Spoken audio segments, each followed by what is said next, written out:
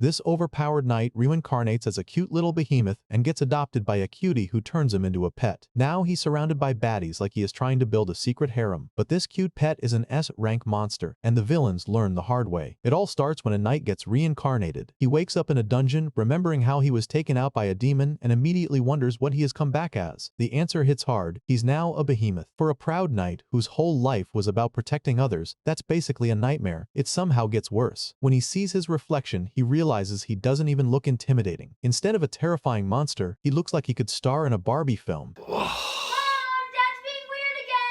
After a lot of inner pain, he accepts his fate and starts surviving in the dungeon. He defeats every monster in his way and discovers that consuming them gives him upgrades and new abilities. Things go smoothly until he finds a treasure chest. Excited, he rushes to open it and instantly gets teleported into an S-rank monster's territory. The monster is furious and completely outmatches him. He barely escapes, badly injured and unable to go far. That's when Arya, a D-rank adventurer on a solo raid, finds him. To her, he's just a wounded cat. Feeling sorry for him, she takes him home and nurses him back to health. The knight is deeply grateful. He decides she's his master now and swears to protect her, secretly following her on her adventure. During Arya's dungeon run, she easily takes down a group of goblins with her speed. While collecting their ears, a goblin mage suddenly attacks. Arya would have been done for, but the knight quickly moves her out of danger. To keep up his normal cat act, he avoids using his powers and finishes the goblin like a regular cat would. Arya is shocked to see him there, but grateful he saved her. She brings him to the Adventurers Guild where they run into Cassman, an adventurer who keeps pushing Arya to join his party. This time, he goes too far, and the knight jumps in, attacking Cassman like an angry house cat. Cassman completely loses it, screaming in front of everyone like a 9-year-old on a roller coaster. Before things get ugly, Anna, the guild receptionist, steps in and stops Cassman.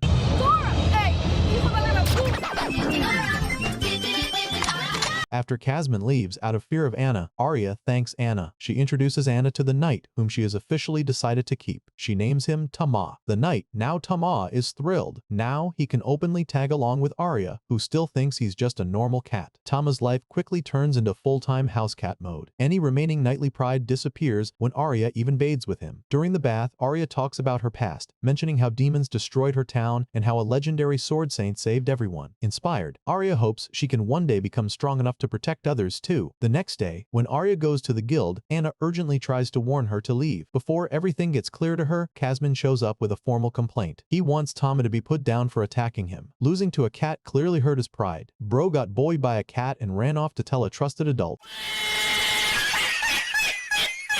Seeing as Arya obviously doesn't like the news, Cassman offers a deal instead. If Arya beats him in a duel, Tama lives. If she loses, she becomes his wife. Confident and smug about his evil idea, he thinks he has already won. Arya still agrees. Later that night, the people gather to watch the duel. Arya is all squared up and ready to fight, even though Cassman is of a higher rank than her. Cassman is overconfident and even claims he will allow her to get assistance from anyone. No one among the spectators offers to help, so Tama steps in. This amuses Cassman. Tama could easily take him out, but he has to maintain his usual cat act. The fight begins, and Tama tries to attack Cassman like a regular cat, but it doesn't succeed. Arya also tries, but Cassman is simply much stronger. Eventually, he overpowers her. Tama has to think quickly, and in the heat of the moment, he makes a decision just before Cassman lands the final blow. Tama leaps in, blocks the attack with his ability, and sends Cassman flying. No way bro got beat by Garfield twice. Everyone is in awe, and Tama fears he has been discovered. But to his surprise and relief, they all happily believe he is an elemental cat. Tama, the once renowned knight, now has to live like a pet, and he's fine with it.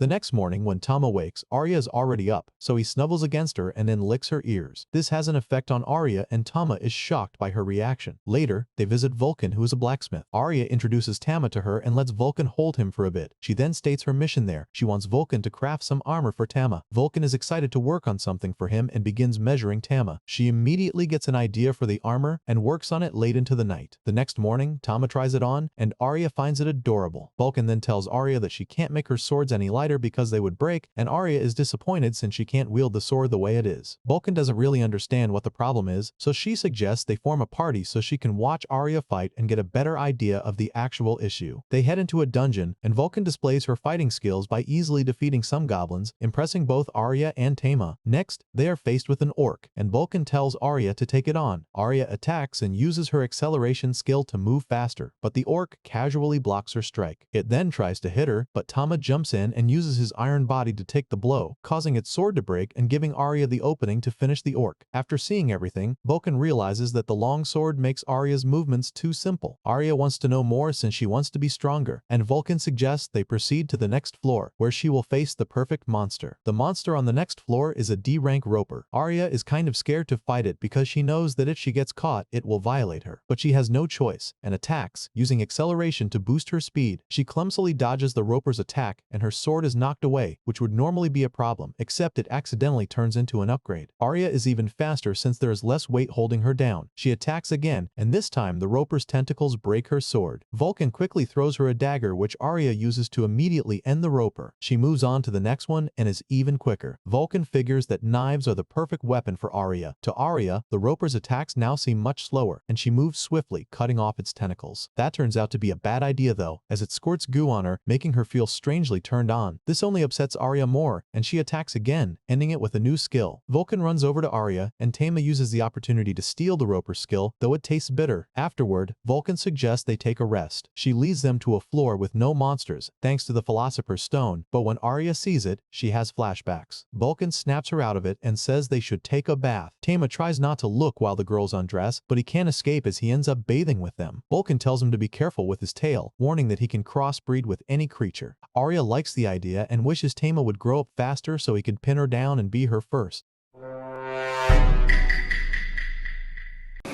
What?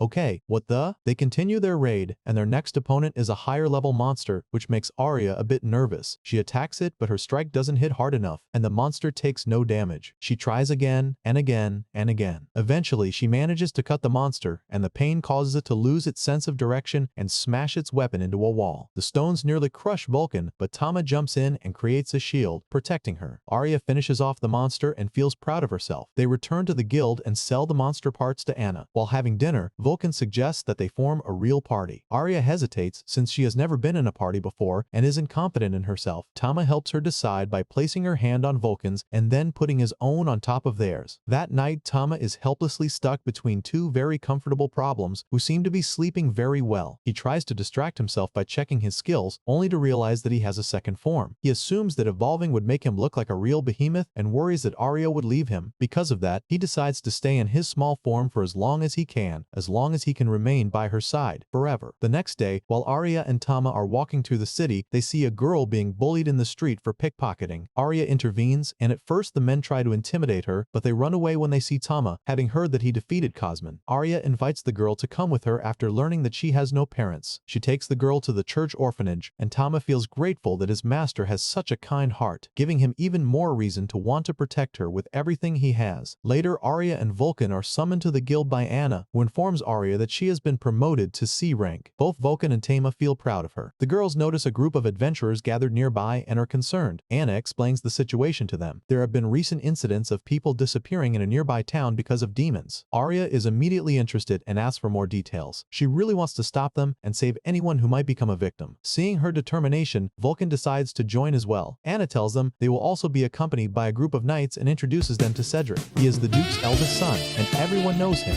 including Tama. Years ago, evil descended upon the world and a brutal war between humans and demons broke out. The battles were insane, but humans won thanks to a young boy who was referred to as the Grand Mage. His magic defeated the demons. Cedric was one of the heroes who earned glory on that battlefield. Arya then asks how their small group is going to face a threat of demons and monsters, and Anna reassures her that Cedric is basically overpowered. He fawns over Cedric, who reminds him that he had promised not to do that in public. Arya realizes that they're a couple and is happy for them, while Tama is relieved that Cedric won't try to steal his master from him. Bro has serious attachment issues. They set out on their journey, and the other team members introduce themselves. Since they already know Vulcan, Arya introduces herself and Tama. Everyone finds Tama adorable. Marietta carries him for a while, and they all instantly babies him like he's an emotional support mascot. While they're still doting on him, the carriage suddenly comes to an abrupt stop. Orcs confront them, and Cedric calls on Danny to handle it. Everyone watches as Danny effortlessly takes out the orcs, and Arya is shocked to see that he didn't need to use any skills at all. That night, they arrive arrive in the town of Leonard and are welcomed by the town leader, who briefs them on the situation. He explains that he sent a team to deal with the demons in the nearby ruins, but they never returned, and the disappearances haven't stopped either. The story reminds Arya of her trauma. The town leader says their only hope lies with the adventurers and invites them in. During dinner, Arya asks the others why they chose to become knights. Their answers are so depressing that she feels bad for asking, but Howard tells her not to feel that way, explaining that they have already repaid the order and now serve by choice. For Cedric, he joined the order simply because he had nothing else to do. They all decide to take a bath after, and Tama is blessed with the best view ever. Arya washes him, and because he is having a really nice time, he decides to never ever evolve into his second form, so he can enjoy this forever. Later, while in the hot spring, the other girls compliment Arya's body and tease her by playing with it. Arya's screams echo loudly enough for the guys to hear. Curious, Danny and Howard decide to sneak a peek. As they get closer, Tama suddenly pops up and blasts them straight back into their own spring. Dude is working full-time on Guardian mode, without pay. Soon after, the group heads toward the dungeon. Beryl spots them through his staff and smirks, thinking to himself that the food has delivered itself. He decides to put his plan into motion. Along the way, the team encounters several C-rank monsters. Howard taunts them while holding them off, allowing the others to attack. Tama uses his water howling skill to defeat the remaining monsters. Beryl is taken aback by Tama's power and realizes he is far too strong to be just an elemental cat, so he places him as a priority to be eliminated soon. Everyone else is also pretty impressed with Tama's skills. As they proceed deeper, Cedric senses an overwhelming aura and stops the group. At that moment, Beryl steps out from the shadows. He introduces himself as a surviving remnant of the demons once wiped out by humans and declares that Leonard is merely a small step toward their revenge. He then summons trolls. Cedric orders everyone to split into groups so it will be easier to take the trolls out. When they comply and split, Tama is alone, exactly as Beryl wanted, so he pulls the Uno reverse card on them and casts a multi-layered protection wall, isolating Tama from the rest. The trolls attack, and Tama obviously struggles to take them out because of their regenerative abilities. Meanwhile, Cedric wraps his sword in dark magic and effortlessly cuts them down, a move Beryl recognizes from the war. Tama tries attacking the troll again, but his attacks are pretty useless. As he retreats, he considers evolving into his second form, which would easily wipe out the trolls, but he is not ready to risk his relationship with Arya. Instead, he decides to use a chain attack of another skill and eventually defeats them. At the same time, Vulcan and Arya confront Beryl, but he is far too fast and powerful. When the dust from their clash rises, Arya seizes the moment and drives her sword into his heart. Before falling, Beryl slashes her arm. The barrier shatters, and Tama rushes to Arya, who has already collapsed from the poison. Tama realizes that the dagger was poisoned.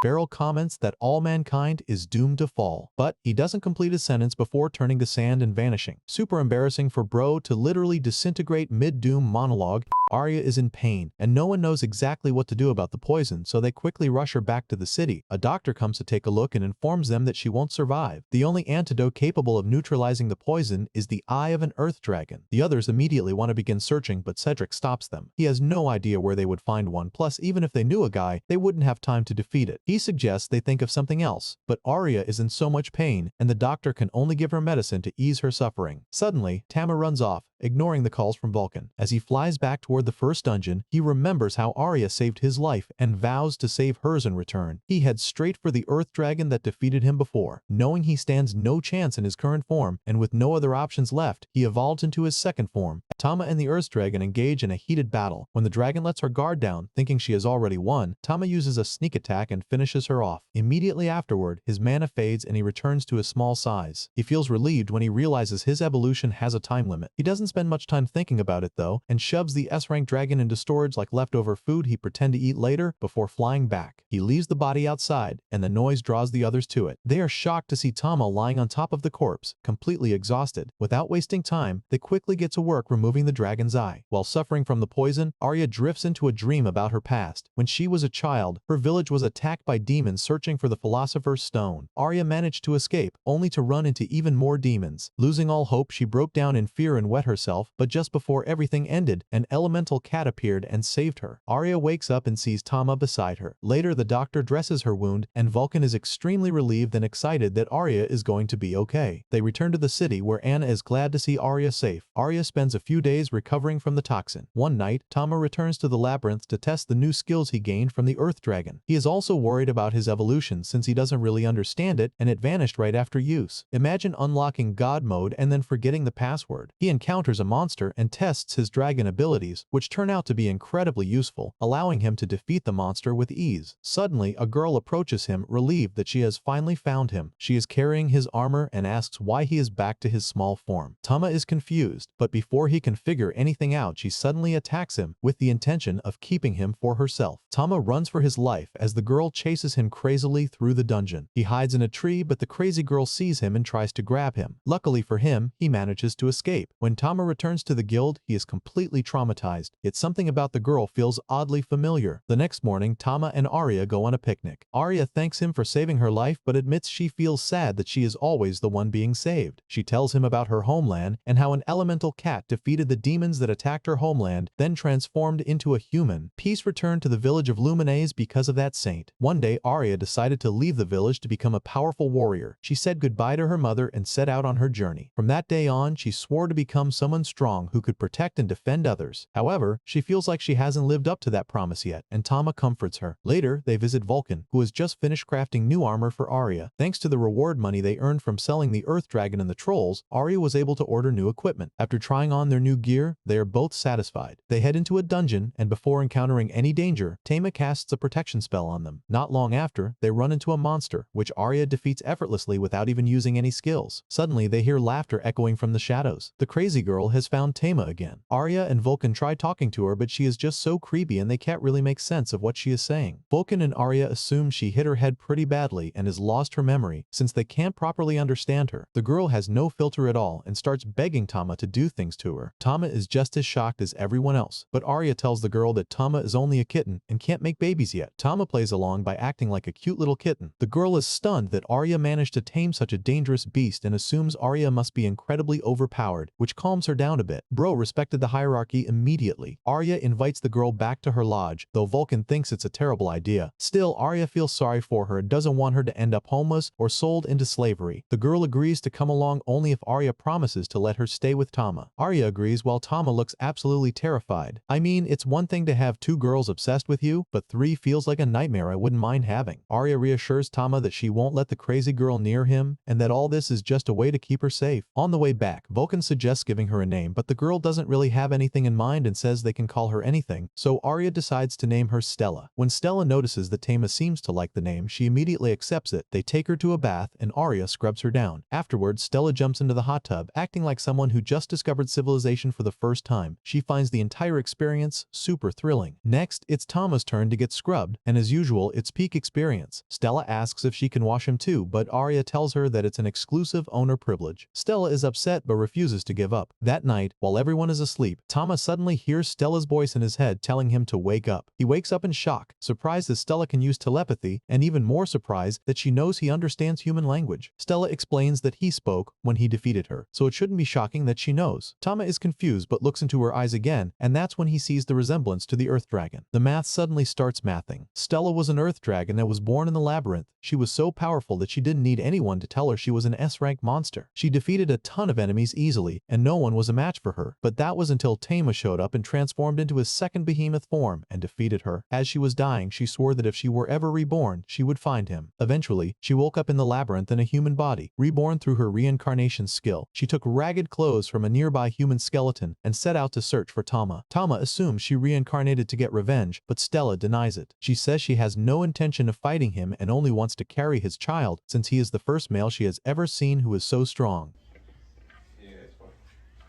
That's weird.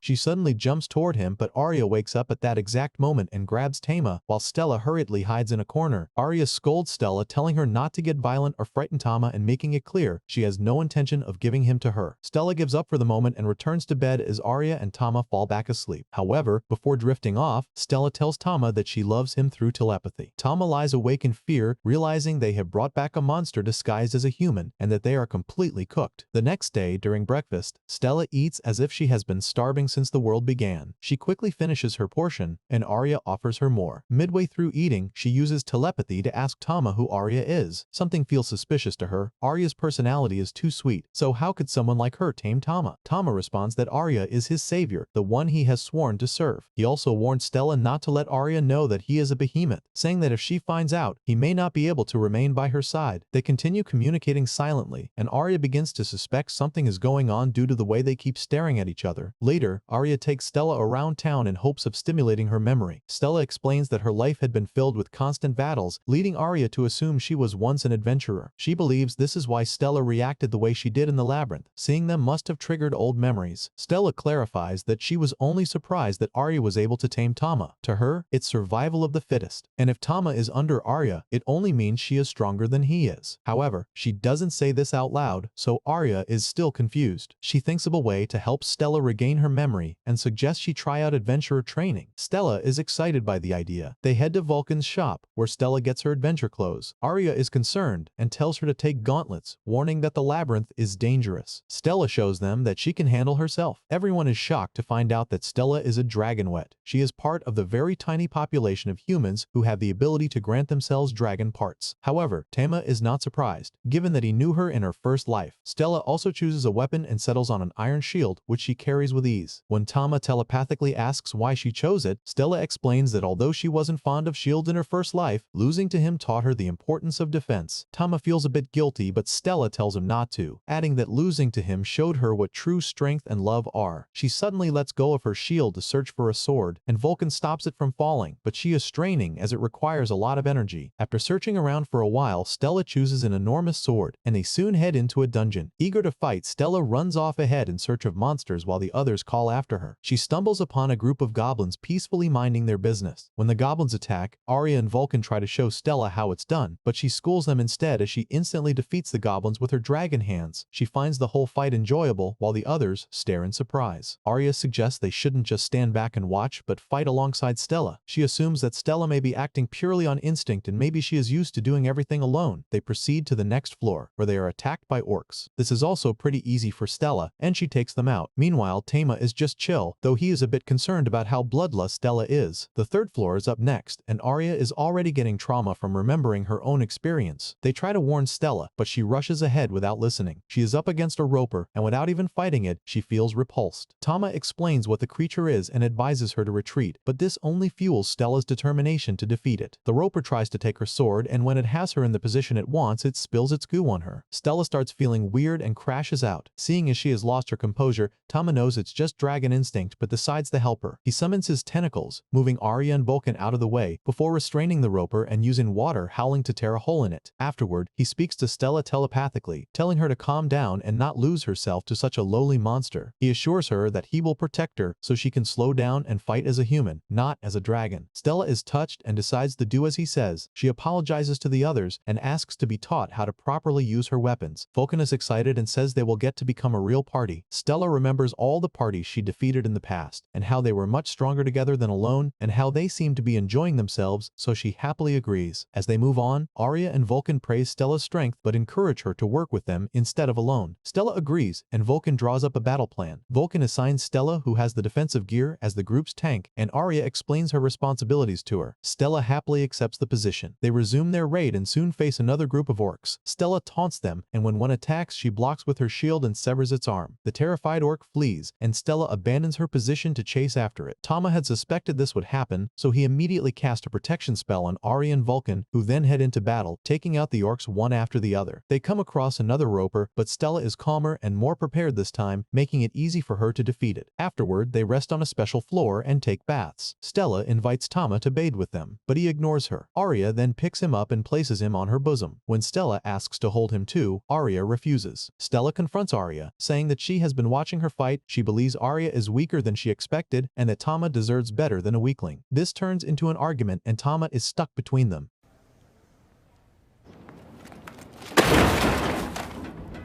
Vulcan tries to make a peaceful suggestion by saying they can share Tama. Arya would be his legal wife, while she and Stella can be his other wives. Stella refuses. She wants to be the legal wife. The argument gets pretty heated that Tama is sent flying. How that happened remains a mystery. Later, back at the guild, Arya introduces Stella to Anna to register her as an adventurer. Anna says he would first like to introduce them to someone. A man named Rice appears, having come at the direct request of his master for Arya. Anna explains that Rice is seeking someone dependable to accompany him while transporting an important item, and he believes Arya is perfect for the job. The journey is expected to take several days. Vulcan rejects the offer. She won't be able to close her store as she has a lot to do, but promises to catch up if she finishes early. Reese understands. Oh my god, bro.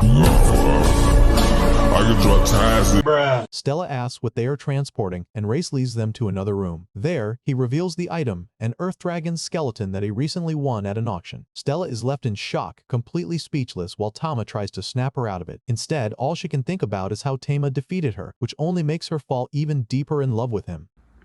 Huh? Bruh. Soon after, Anna arrives and informs Arya that she has been promoted to B rank, officially handing her the tag. Arya is taken aback by the news, and Vulcan hugs her warmly, proud of how far she has come. Arya, Tama, and Stella set out on their journey together. Along the way, they defeat numerous monsters while still managing to enjoy themselves. One night, while camping, Rice presents Arya with a lily-of-the-valley flower, explaining that it was his fiancée Eliza's favorite. Tama finally understands why Rice never cast flirtatious glances toward Arya.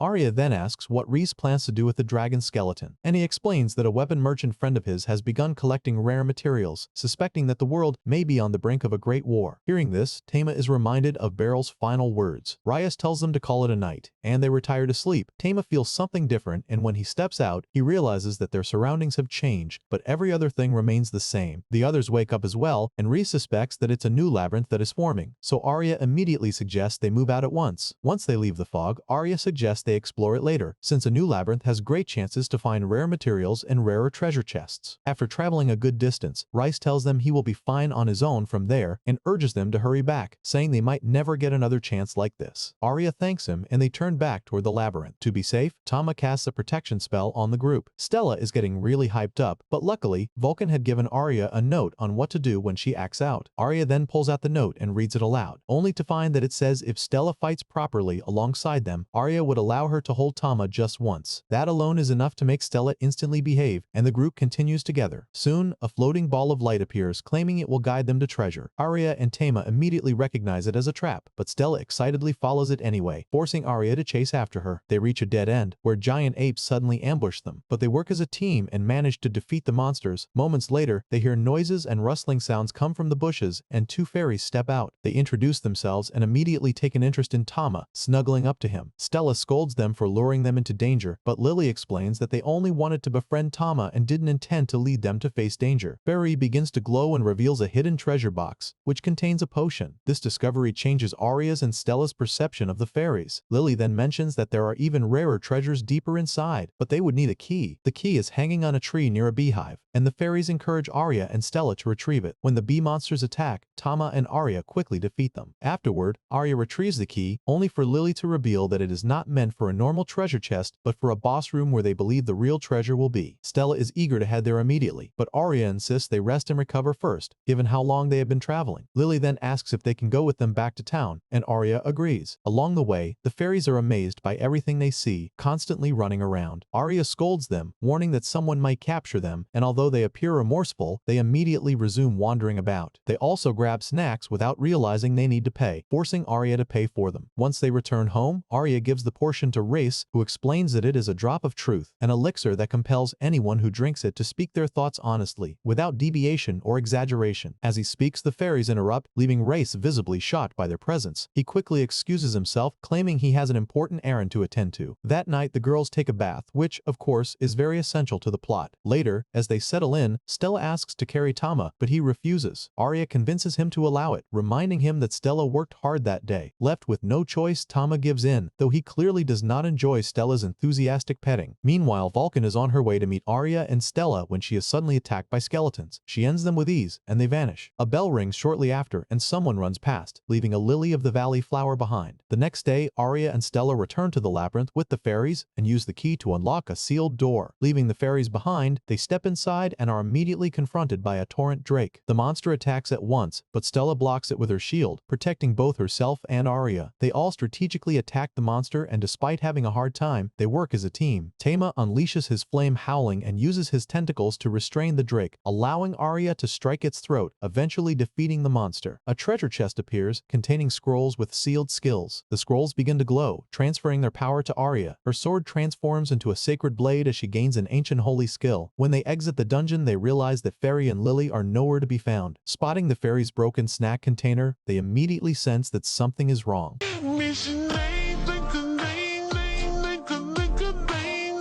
Meanwhile, Reyes rings a bell in his room. He has something evil planned. Stella and Arya search everywhere for Fairy and Lily, but they are nowhere to be found. By evening, with no other choice, they return home. When they arrive, Vulcan is already there. She immediately notices their gloomy expressions and asks why they look so down. After they explain everything, Vulcan decides to follow Arya to search around the city again. Just then, a man arrives asking for Arya. He openly checks her out before saying that his master is requesting her presence. He also notices Vulcan and Stella's hot bodies and tells them to come along as well. The girls refuse, saying they are busy, but the man explains that in that city, refusing an invitation from his master, Earl, is a crime. Vulcan immediately agrees, though Thomas senses some weird vibe from the man. The man waits outside in the carriage while Vulcan explains to the girls that she accepted the invitation so they could investigate and probably find Fairy and Lily, as she has heard a disturbing rumor about Earl. During the ride, she tells him that Earl is rumored to kidnap pretty girls, and she strongly suspects that Lily and Fairy may be among his victims. When they arrive at the mansion, Earl, who looks like he swallowed the entire anime universe, I am the glob glow gab galab, the schwabble double wobble gabble flibber blah blah blah. Bruh. wastes no time. He boldly tells them that they can all become his mistresses, claiming that no woman has ever regretted it. His butler serves them tea, but none of the girls wants to drink it, sensing that something is wrong. Earl insists it is just expensive tea and pressures them to drink. Not wanting to reveal their suspicion yet, Tama casts a protection spell on them and they drink it. Earl expects them to pass out, but instead Stella asks for more and gulps down the entire jar. She then grabs him by the collar and demands to know where Fairy and Lily are. Earl claims he knows nothing about them. When Stella lets him go, Arya apologizes, but Earl suddenly screams that the girls are possessed and declares that he must cleanse their bodies and souls using his family's secret method.